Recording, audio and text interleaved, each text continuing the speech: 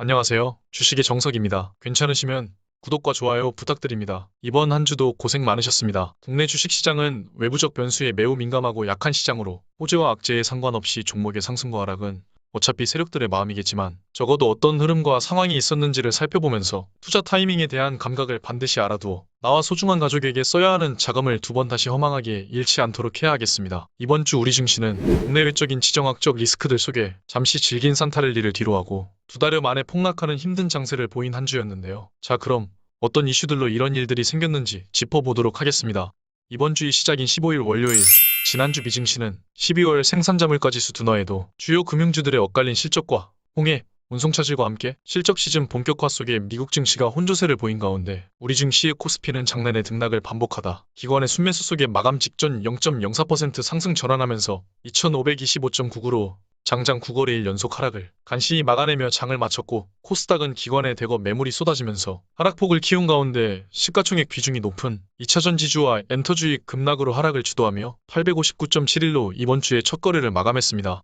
이날 이부진 호텔신라 사장, 이서연 삼성복지재단 이사장, 홍나희 전 이웃미술관 관장, 이 세 사람은 2020년 이건희 회장이 별세한 이후 해마다 상속세를 분할 납부하고 있는데요. 계열사 지분을 비롯해 부동산과 현금 등 전체 상속분에 대한 상속세액은 12조 원 이상으로 연부연납 제도를 활용해 2021년 4월부터 5년에 걸쳐 상속세를 나눠내고 있는데, 이에 상속세 마련을 위해 이 회사 보통주 총 2,982만 9,183주, 약 2조 7천억 원을 시간외매매 블록딜로 처분했다고 15일 공시했습니다. 16일 화요일 이날 간밤 미 증시는 마틴 루터킹 주니어의 날로 휴장한 가운데 우리 증시의 코스피 코스닥은 김정은 북한 노동당 총비서의 연이은 도발 발언으로 지정학적 리스크가 높아진 것과 함께 이란이 미국의 후티 반군 공격에 대응하며 이스라엘에 미사일을 발사했다는 소식 역시 달러 인덱스 상승 및 위험 자산 축소로 외국인 자금 이탈과 기관의 동반 매도세가 이어지면서 코스피는 한 달여 만에 2,500선이 붕괴되며 약한 반등 하루 만에 다시 급락한 2497.59로 장을 마쳤고, 코스닥도 외국인의 매도세가 이어지며 854.83으로 3거래일 연속 하락하면서 장을 마감했습니다.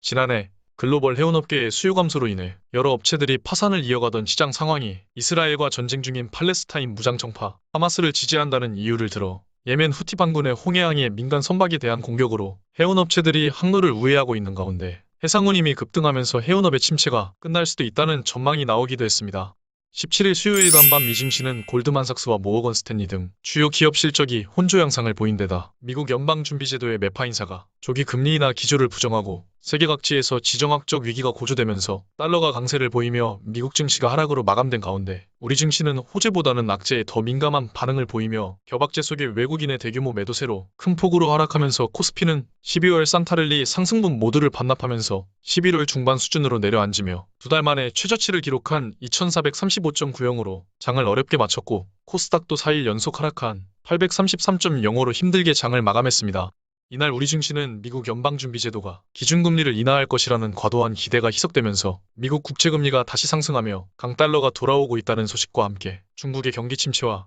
대만에서 친미 정권이 연장되면서 미중 갈등 속 일본의 중요도가 크게 높아진 가운데 북한이 대한민국에 대한 핵전쟁 도발 수위가 점점 높아지며 미국의 핵 전문가가 한반도에서 핵전쟁이 일어날 수도 있다고 전하면서 대한민국 증시를 더욱더 짓누르며 코스피는 주요 20개국 G20 증시 중에서 가장 부진한 불명의 꼴찌를 기록했습니다.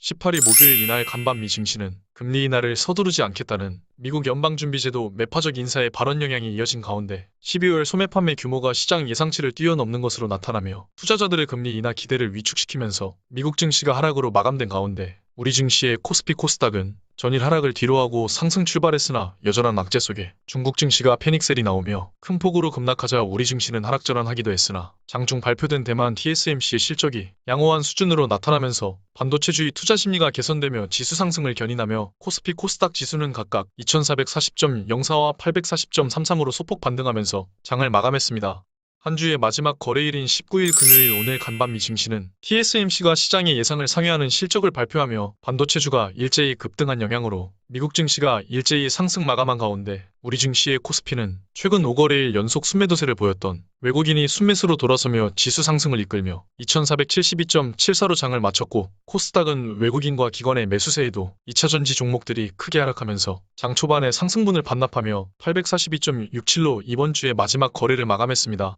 한편 국내 투자자들의 1위 투자 종목인 테슬라가 최근 전기차 가격 인하에 따른 수익성 악화 우려와 미국 테슬라 공장 직원들의 임금 인상과 함께 미국의 대형 렌트카 업체인 허츠는 최근 테슬라 차량을 포함해 자사가 보유한 전기차 2만 대를 매각하고 내연기관차에 재투자하겠다는 방침을 밝히면서 전기차 수요 둔화에 대한 우려도 재차 불거진 가운데 홍해 지역에서 발생한 예멘 반군 후티의 선박 공격으로 수송로가 바뀌면서 독일 베를린 외곽 그린하이드 공장에 생산이 중단되는 악재까지 더해지며 테슬라의 주가 하락세에 이른바 소확개미들은 저가 매수에 나서며 1,000억 원 가까이를 사들였지만 예상보다 하락세가 길어지는 상황입니다. 다음 주 국내 증시는 최근 우리 정부가 주식시장 발전을 저해하는 과도한 세제를 과감하게 개혁해 외국 기업 주가보다 낮은 현상인 코리아 디스카운트를 해결하겠다고 밝혔지만 근본적인 지정학적 리스크들의 약효를 발휘하지 못한 채 악재에 따른 과매도 국면 속에 바닥 확인이 필요한 가운데 시장 반등과 상승을 이어갈 계기가 필요하겠지만 당분간 우리 증시는 답답한 모습을 보일 것으로 보고 있습니다. 주식 시세판을 최대한 멀리하고 본업과 가족과의 시간을 충분히 보낼 수 있도록 신뢰 높은 종목에 대한 여유로운 대응이 그 어느 때보다 중요하겠고 우리의 소중한 자금을 절대로 쉽게 내어주지 않도록 해야 하겠습니다. 그럼 다음 주도 시장을 예의주시하면서 지켜보도록 하겠습니다. 어김없이 나오는 대내외적인 변수들로 정신없었던 이번 한 주도 너무 고생 많으셨고 언제나 가족과 함께하는 행복한 주말 되시기 바랍니다. 구독과 좋아요도 부탁드립니다. 지금까지 주식의 정석이었습니다. 감사합니다.